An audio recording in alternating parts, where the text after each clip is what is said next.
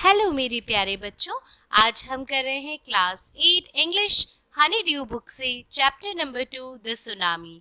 बच्चों, सुनामी क्या होता है आपको पता ही होगा। सुनामी समुद्र में जब अर्थक्वेक आता है समुद्र के नीचे, तो अर्थक्वेक के कारण साइक्लोन जैसा हो जाता है और पानी की ऊंची ऊंची लहरें जो भी तटीय क्षेत्र होते हैं यानी कोस्टल एरियाज होते हैं, चाहे वो आइलैंड हो या कोई भी कंट्री हो जो समुद्र के इर्द गिर्द होती है, उस पे ये सुनामी तबाही मचा देती है। ये जो बड़ी बड़ी वेव्स जनरेट होती हैं, ये कोस्टल रीजन पे इतनी तबाही मचा देती हैं कि इनका नाम रखा गया है सुनामी। बच्चों, सुनामी इंडिया में आ चुकी है। इंडिया में जब इंडियन ओशन में सुनामी आई थी तो तमिलनाडु और केरला में बहुत ज्यादा तबाही मचाई थी। चैप्टर की शुरुआत करने से पहले यहाँ पे दिया है, before you read look at the map of Andaman and Nicobar Islands given here। तो बच्चों, आपको पता है बे ऑफ बंगाल में, इंडिया के सी बे ऑफ बंगाल में अंडमान एंड निकोबार आइलैंड्स हैं और इंडिया के अरेबियन सी में लक्षद्वीप आइलैंड्स हैं। तो यहाँ पे देखो मैप दे रखा है जिसमें अंडमान एंड निकोबार आइलैंड्स दिए हुए हैं।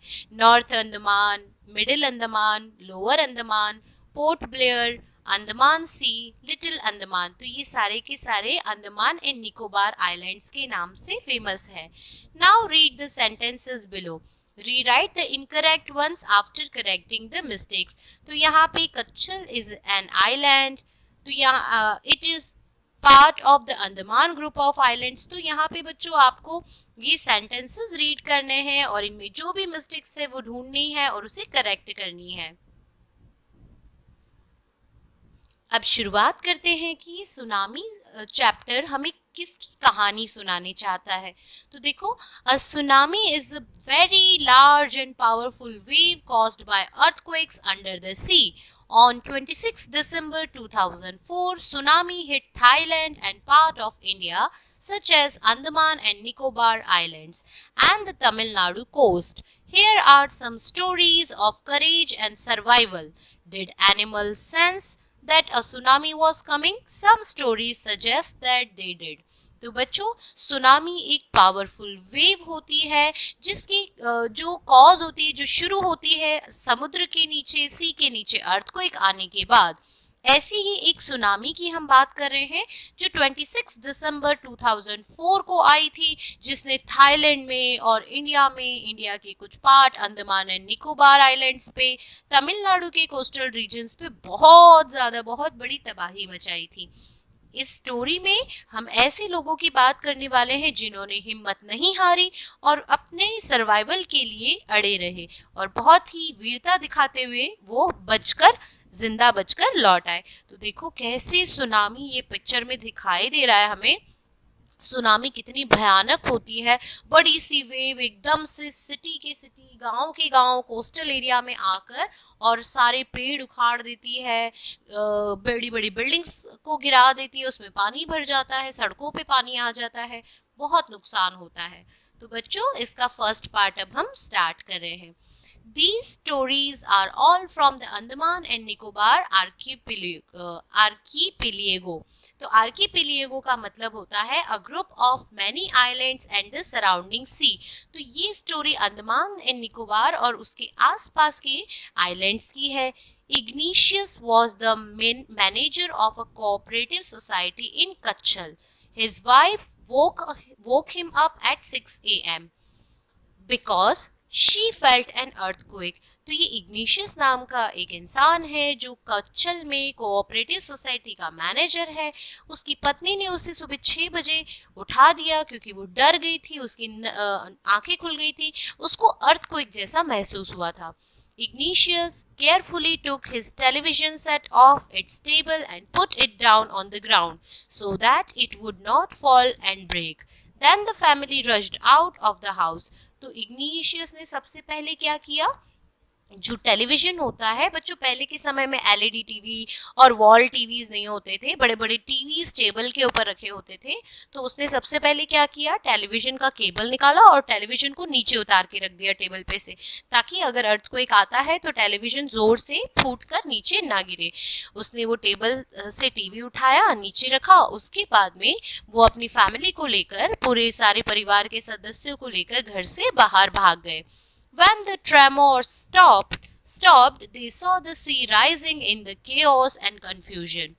Two of his children caught hold of the hands of their mother's father and mother's brother and rushed in the opposite direction. तो बच्चों यहाँ पे देखो ट्रेमोर का मीनिंग दे रखा है, a slight shake earth tremors, the earth shakes during an earthquake.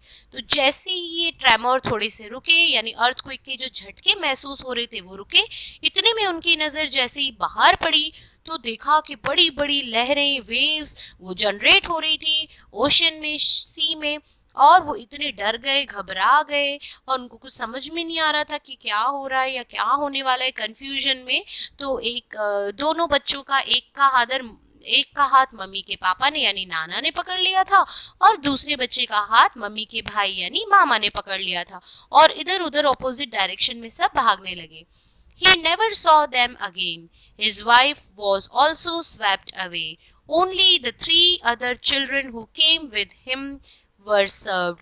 तो जो इग्निशियस है उसने इस हादसे के बाद में कभी भी अपनी पत्नी को नहीं देखा, न अपने बच्चों को देखा, कोई भी मिला ही नहीं इस हादसे के बाद। बस इन दोनों के साथ में, मामा और नाना के साथ में जो 3 बच्चे आए हुए थे वो उसे दिखे, क्योंकि वो बच्चे उसके साथ थे। तो पानी की बड़ी बड़ी लहरें जब आई तो वो बहाकर ले गई उसकी पत्नी को और बच्चे को। Sanjeev was a policeman serving in the Kachal Island of the Nicobar group of islands. He somehow managed to save himself, his wife and his baby daughter from the waves. तो ऐसी ही कहानी संजीव की है, जो पुलिसमैन था, जो कच्छल में अपनी ड्यूटी करता था निकोबार ग्रुप ऑफ आइलैंड्स पर। उसने किसी तरह से अपनी जान बचाई, उसकी पत्नी, उसकी एक छोटी बेटी, वो उन्होंने किसी तरीके से जान बचाई। But then he heard cries for help from the wife of John, the guest house cook. Sanjeev jumped into the water to rescue her, but they were both swept away. किसी तरीके से संजीव के परिवार ने अपनी जान बचाई थी, लेकिन अचानक से संजीव को, जो गेस्ट हाउस कुक था जॉन, उसकी पत्नी की आवाज आई। वो पत्नी पानी में बहे जा रही थी। संजीव ने किसी तरीके से कूद के उसको बचाने की कोशिश की, मगर संजीव बचा नहीं पाया जॉन की वाइफ को, और संजीव और जॉन की वाइफ दोनों पानी में बह गए। 13-year-old Meghna was swept away along with her parents and 77 other people. इसी तरह की कहानी है बच्चों मेघना की, जो सिर्फ 13 साल की लड़की थी और पानी में बह गई थी। उसके पेरेंट्स भी पानी में बह गए थे और उसी तरह से 77 लोग पानी में बह गए थे। She spent 2 days floating in the sea, holding on to a wooden door. और इस बच्ची ने पूरे 2 दिन तक ये पानी में, समुद्र के आसपास ये पानी में बहती रही, फ्लोट करती रही। एक्चुअली में इस बच्ची ने एक वुडन डोर को, एक लकड़ी के दरवाजे को पकड़ लिया था। अब आपको पता है कि लकड़ी के दरवाजे की डेंसिटी, यानी लकड़ी का दरवाजा हल्का होता है वजन में, तो वो हमेशा पानी के ऊपर फ्लोट करता है, और इसी कारण से इस बच्ची की जान बच गई। 11 times she saw relief helicopters overhead, but they did not see her. She was brought to the shore by a wave and was found walking on the seashore in a daze. तो ये जो बच्ची थी, इसके ऊपर से 11 बार relief का helicopter, जो गवर्नमेंट चलाती है, जो हेलीकॉप्टर्स में डिफेंस के यानी बचाव दल के लोग होते हैं, मदद के लिए जाते हैं, वो लोग गुजरे होंगे इसके ऊपर से, लेकिन इतना सारा सामान होता है, पानी में बह जाता है, ये किसी को नजर नहीं आई। एक बड़ी सी लहर उसको सी शोर पे ले आई और उसके बाद ये वहां पर देखी गई, सी शोर पर ये चलते हुए देखी गई। Almas Javed was 10 years old. She was a student of Carmel Convent in Port Blair, where her father had a petrol pump. तो अलमास जावेद एक 10 साल की लड़की थी। वो कार्मेल कॉन्वेंट स्कूल की स्टूडेंट थी जो पोर्ट ब्लेयर में पोर्ट ब्लेयर में है और उसके पापा का वहां पे पेट्रोल पंप था। Her mother Rahilia's home was in Nancowry Island. The family had gone there to celebrate Christmas. तो ये जो बच्ची थी अलमास जावेद, ये 10 साल की थी, इसके पापा का पोर्ट ब्लेयर में एक पेट्रोल पंप था। ये अपनी मम्मी के घर यानी कि नैनकाउरी आइलैंड पे गए हुए थे। The family had gone to celebrate Christmas और ये वहां पर क्रिसमस मनाने गए थे। बच्चों सुनामी 24 दिसंबर 2004 को आई हुई है और आपको पता है 25 दिसंबर को क्या होती है, क्रिसमस होती है।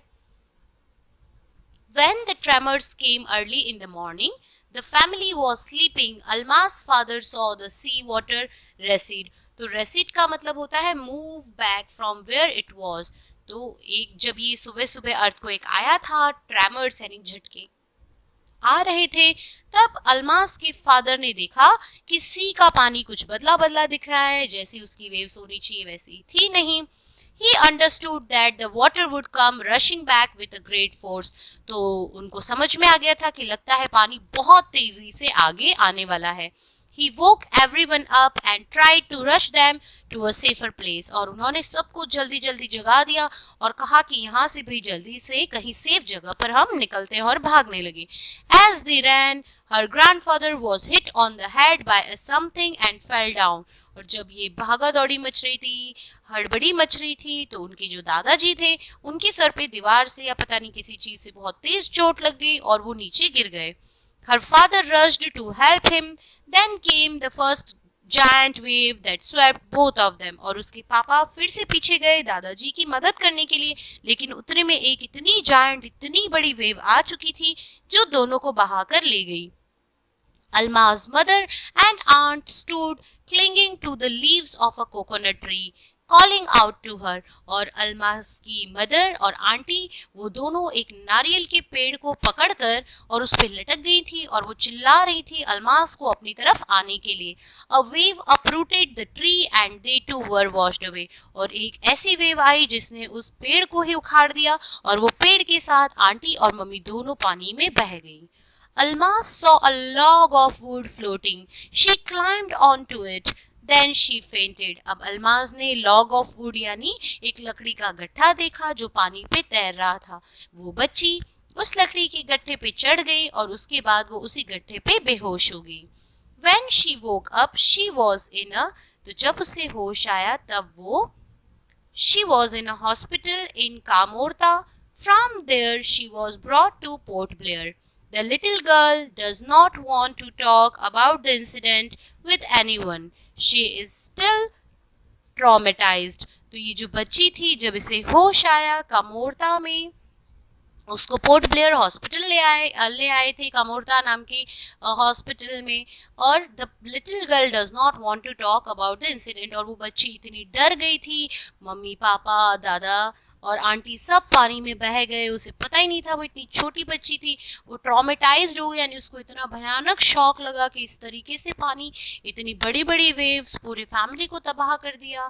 तो ट्रॉमेटाइज का मतलब होता है ग्रेटली शॉक्ड एंड डिस्ट्रेस्ड।